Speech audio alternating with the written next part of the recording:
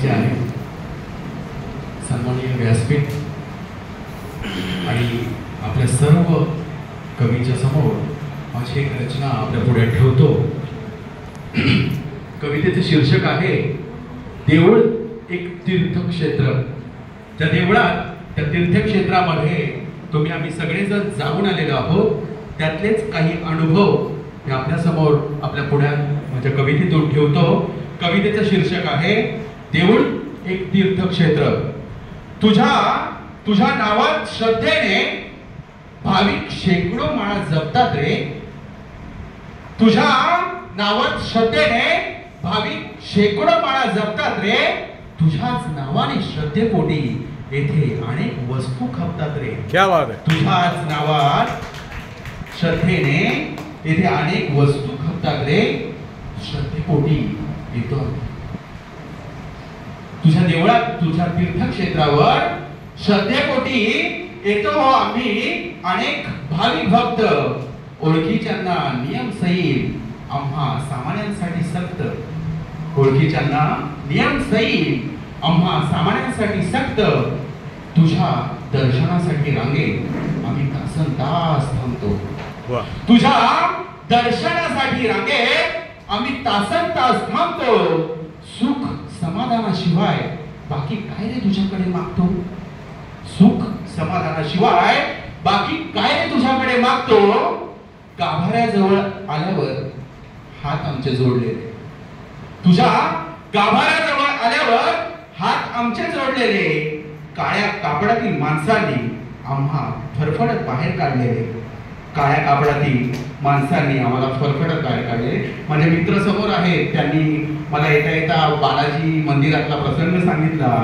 ते 1.5 दिवस रांगेमध्ये होते आणि जेव्हा त्यांचा नंबर आला दुसऱ्या दिवशी, तेव्हा अक्षरशः त्यांना त्या देवाचं दर्शन सुद्धा मिळालं नाही. त्यांना पाठीमागे पकडलं आणि फरफडत बाहेर काढलं. त्यावरच्या ह्या ओळी असतील की गाभाऱ्याजवळ आल्यावर हात आमचे जोडलेले.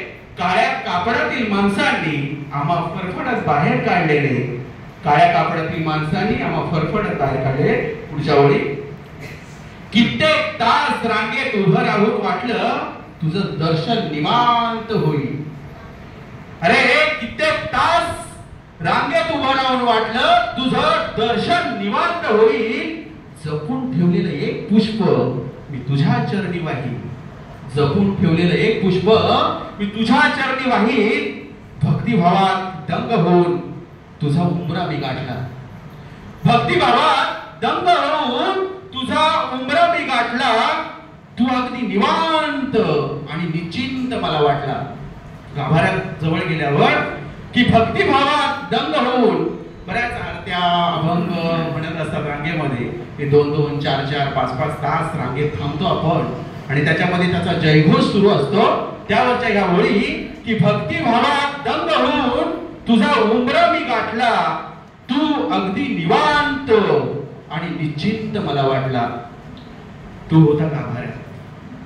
तू होता गाभाऱ्यात शांत निवांत बसलेला. नामस्मरणात तुझ्या दर्शनाने माझाही चेहरा हसलेला. नामस्मरणात तुझ्या दर्शनाने माझाही चेहरा होता हसलेला. तुझ्या दारातील लूट तेवढी. बघा पुढच्या वेळी, तेव्हा तुझ्या दारातील लूट तेवढी बघ ना तुझ्या थांबते का. तुम्ही आम्ही बघितली ती लूट. त्या बाजारामध्ये गेल्यानंतर त्या वस्तूंचा भाव, त्या मूर्त्यांच्या किमती अमाप असतात. तरी आपण श्रद्धेपोटून त्या घेतोच, खरेदी करतो, कारण इतक्या दूर गेलेलो असतो आपण. एक आठवण म्हणून त्या मूर्ती असतील, त्या वस्तू असतील, त्या आपण खरेदी करत असतो. त्यावरच्या ह्या ओळी की तुझ्या दारातील लूट तेवढी बघ ना तुझ्या ठेवते का. पुन्हा लहानग्या बाळासारखी भक्ती देवळात रांगते का. पुन्हा लहानग्या बाळासारखी पुन्हा भक्ती देवळात रांगते का. आणि शेवटच्या ओळी आपल्या पुढे ठेवतो की मी पुन्हा येईल तेव्हा खरंच काय. मी पुन्हा येईल, पुन्हा येईल, पुन्हा येईल ती नव्हे. आपल्याला तसं वाटायचं तुझ्या दर्शनासाठी मी पुन्हा येईल तेव्हा खरंच कार्य बदल झालेला असेल. मी पुन्हा येईल तेव्हा खरंच कार्य बदल झालेला असेल.